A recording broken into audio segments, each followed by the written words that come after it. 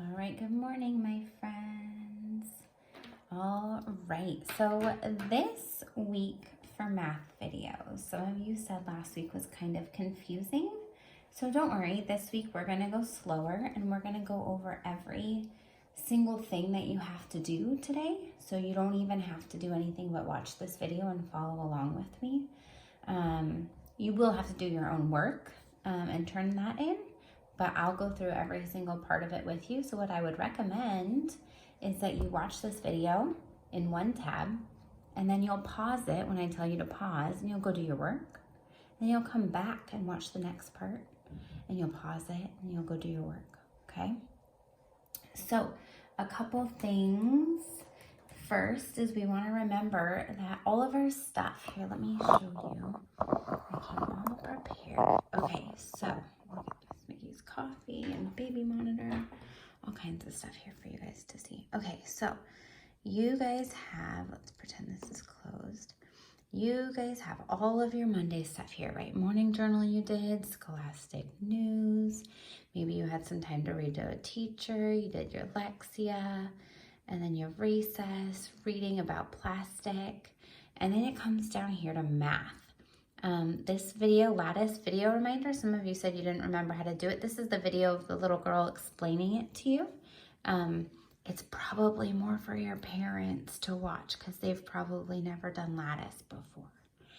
Anyway, you're gonna click on your math and it opens up all of your math work, okay? Everything is right here for your whole Monday math. So it says, number 1, daily math review. Be sure to answer in the teal Google form. This is your teal Google form. Okay, so I'm gonna leave that open. And maybe I wanna open my daily math review. Okay, some of us, most of us, don't have printers at home. So it would be kind of hard for you to do this math without printing that out, right? So what I'm gonna show you today is a way to do this math without having it printed. Okay, so a couple things. First thing first is this week, or today even, is Earth Day. So we want to think about all of the ways that we can save paper right now. So some of you probably don't have your fancy math notebooks at home. In fact, I know you don't because they're stuck in our classroom. So what I have here is an old notebook, and I've been filling it up with I tore out some pages because there was a lot of blank pages, but I've been filling it up with all this stuff that I needed for us to do our work together at home. Okay, so you probably have a notebook from last year. Maybe you have a notebook from when you were in school a couple years ago. Maybe you have a brand new notebook sitting at your desk that you've never used. I don't know.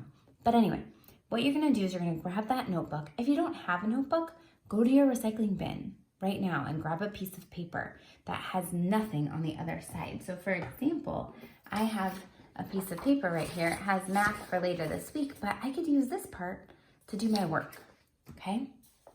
There are no excuses to not be able to do your work, okay?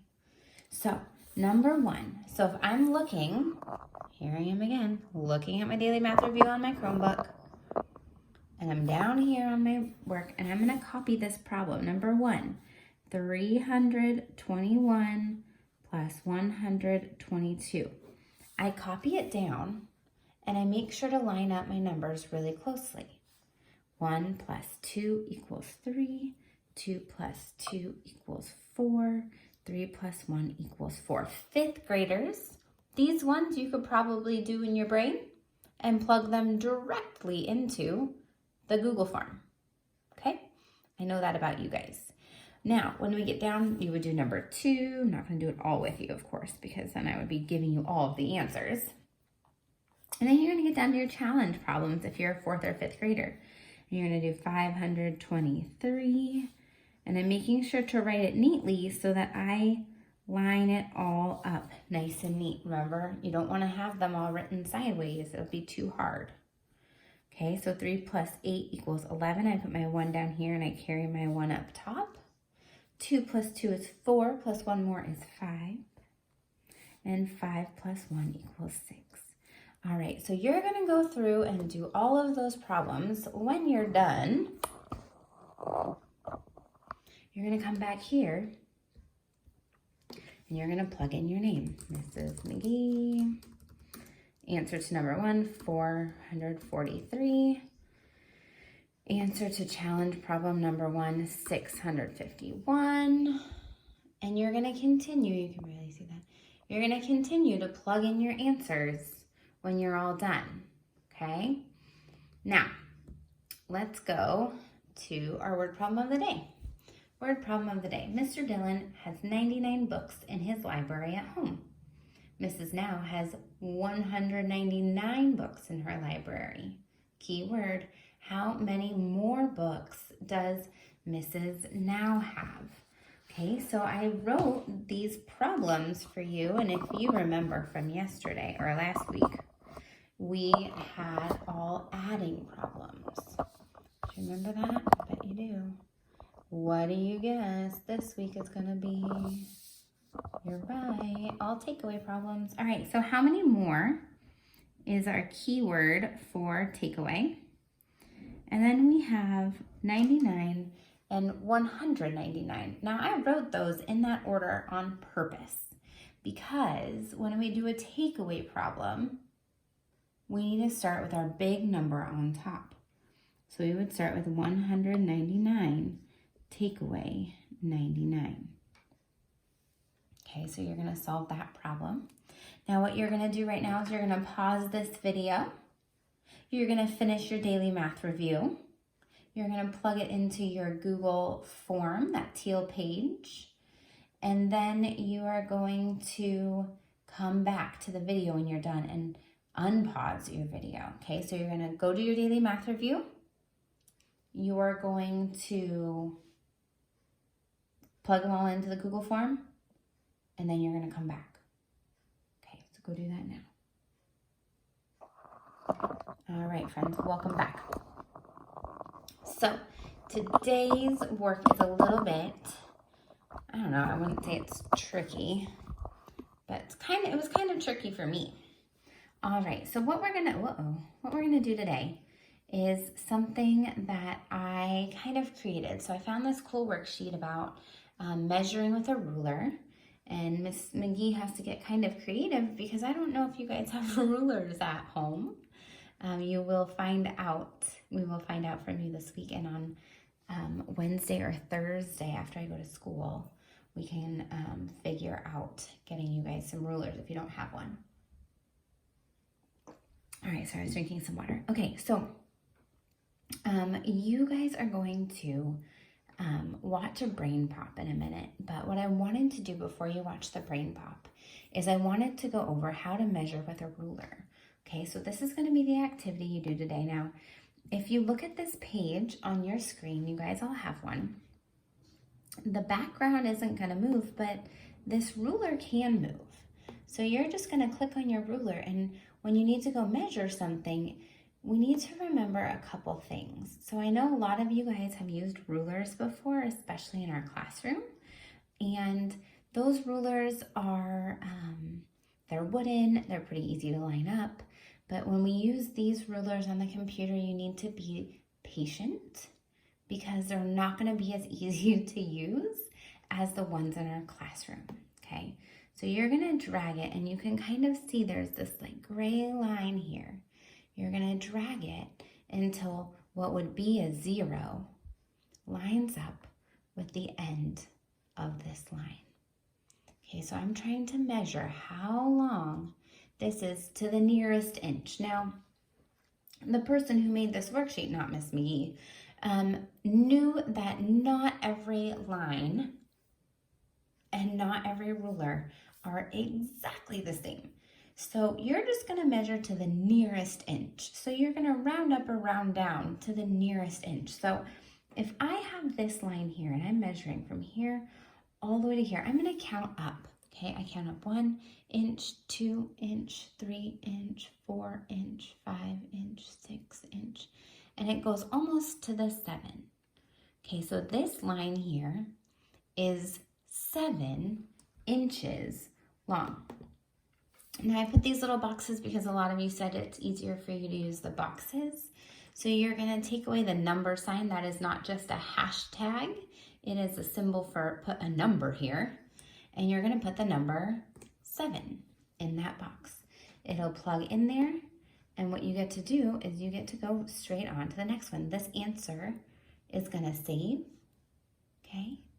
Now, there's one more tricky thing about this worksheet on the computer, is if you notice, my cursor, when it's just an arrow, it's a cursor, but when it comes over something that can move, it can drag this all around your paper. So what I noticed in some of your work as I was grading it this morning is that sometimes when you guys said you couldn't find your work on your paper, it was because it was like dragged over here.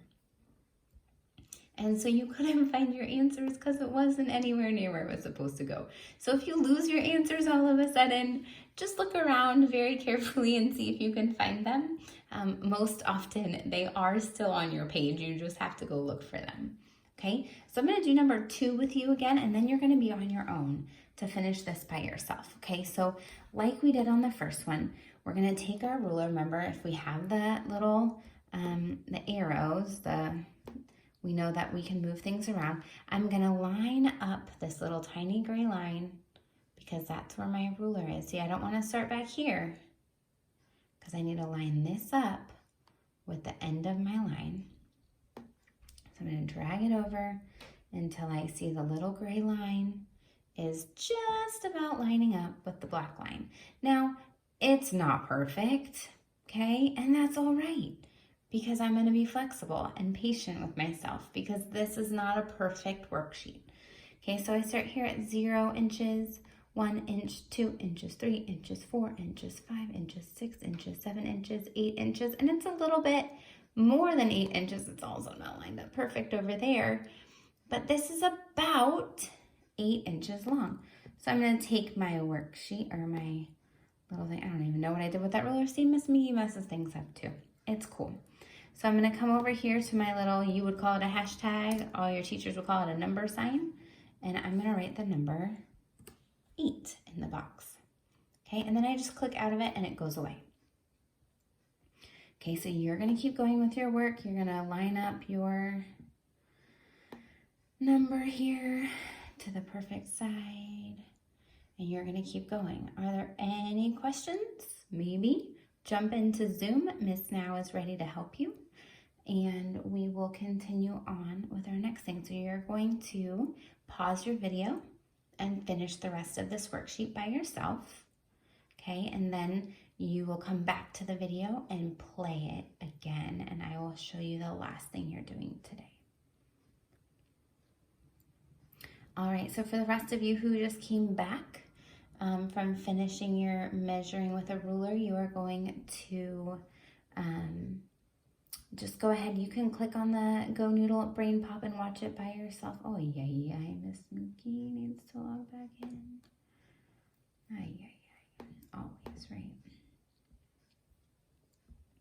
But I'm gonna do this with you because I want to make sure that you guys have the video, okay? Because it is something that sometimes is a challenge for you. So if you want to watch it on your own, go for it. If you want to watch it here with me, you can definitely do that. I just know that sometimes your Chromebooks don't log you in easy. All right, here you go.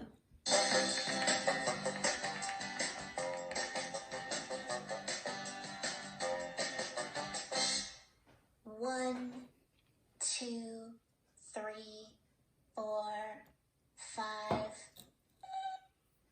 I'm measuring where we need to stand for the beanbag toss.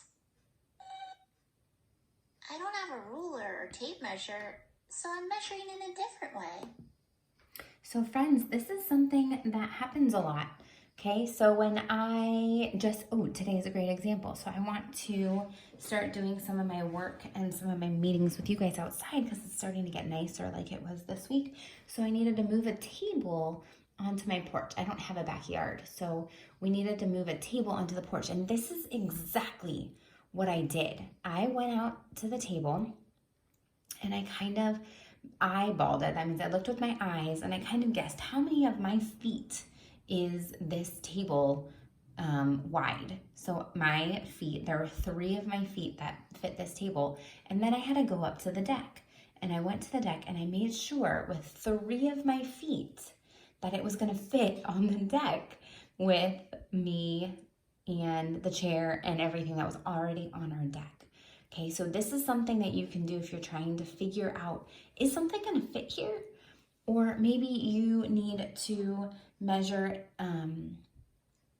you want to do something like, is it almost the same when a drawing? So Mr. D, for 5th graders, he used to use his pencil, right? And he would measure with his pencil. He would be like, okay, so from here to here, I need to make it that big for the other character, for the character's other foot. And then he would line it up so that they would have the same size feet. Okay, so you don't always need to use a ruler to measure things, and that's what this video is all about. How can you measure without a ruler?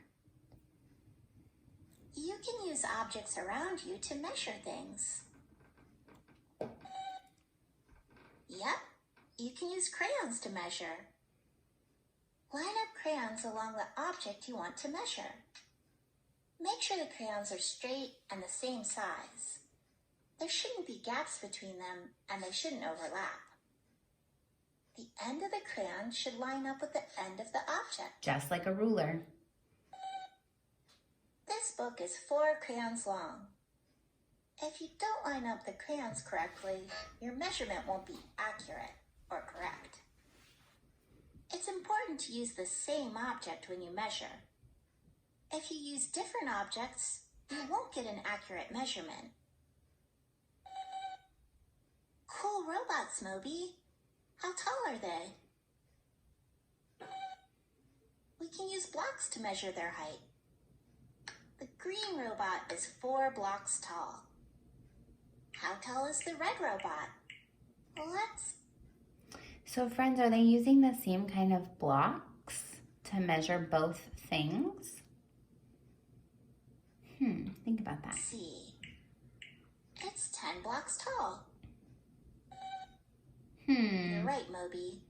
It seems like the red robot is taller because the number is bigger. But I know the green robot is taller. Since the blocks we use to measure are different sizes, it's hard to compare the measurements. When you compare measurements, always use the same object to measure. The green robot is 4 blocks tall, and the red robot is 3 blocks tall. How does using smaller or larger objects change your measurement? When you measure using objects, think about the size of the object you want to use. Let's measure this paint kit using paper clips. Let's see. It's 6 paper clips long. Now let's try measuring with something bigger, like erasers. The paint kit is 3 erasers long. We used more paper clips than erasers to measure the paint kit.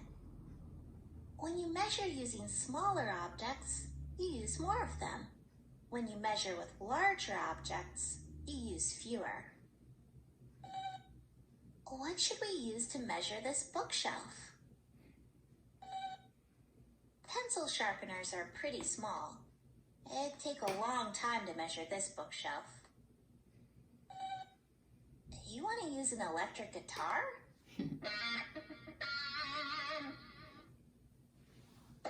The guitar is longer than the bookshelf. It's easier to use something smaller than the object you're measuring. That's better, Moby. The bookshelf is 4 pencils wide. A unit is what you use to measure.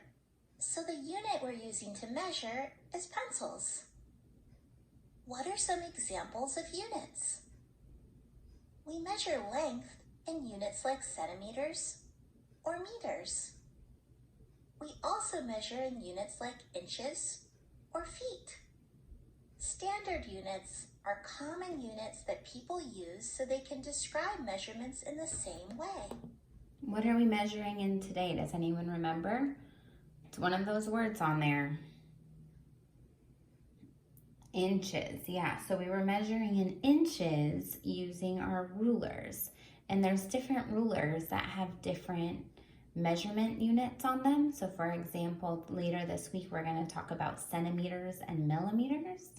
But for now, we're just going to talk about inches and feet and yards this time. If we didn't measure things in the same way, then we wouldn't understand each other. Building things would be really hard if we didn't use common units. But sometimes you don't have a ruler around, so you can use non-standard units. I need to measure about 10 feet away from the board for the beanbag toss. So I'm walking 10 steps. It looks like we need to stand here for the beanbag toss. You can go first, Moby. Not fair. Moby, that's not fair. All right, friends, when you're logged in, you can also come down here. You can take the Easy quiz. You can do Wordplay. the word play. You can draw a picture about it. There's a little activity you can do. There's a lot of little things with these math videos that are kind of fun for you to do. Okay, so I'm going to pop back into Google Classroom to make sure I did everything I needed to for math. So I did my daily math review, and be sure to put it in the Google form. You watched your video here if you're listening to me now, and you measured with a ruler, and that was this activity that you guys were working on. And then you watched the brain pop with me right now. So you guys did a great job. You guys got all 100% for your day today. I know that we talked about that, at least Miss Now and I emailed your grown-ups about how much of the work you're completing every week and what that grade is, right? 100% means you did it, you tried your best. If you didn't get 100%, it's because you didn't even try, okay? So we really want you guys to do your work. We made a lot less work for you in math this week so you guys can catch up and you guys can feel like you can get it all done. Keep going. You guys are doing great. We're super proud of all the work you guys did last week, by the way. You guys did so much good work. So hang in there, keep working, keep trying your best, and remember that you're going to go right on after you're done with this. You're either going to do Spelling City. I guess this is kind of backwards. This is next week. It might be almost time for you to go to lunch. Okay, so look at your clock. You know how to read that now if you've done your work from last week. And you can see, is it almost 12 o'clock? It's almost lunch and playtime. Okay, so get going. Have fun.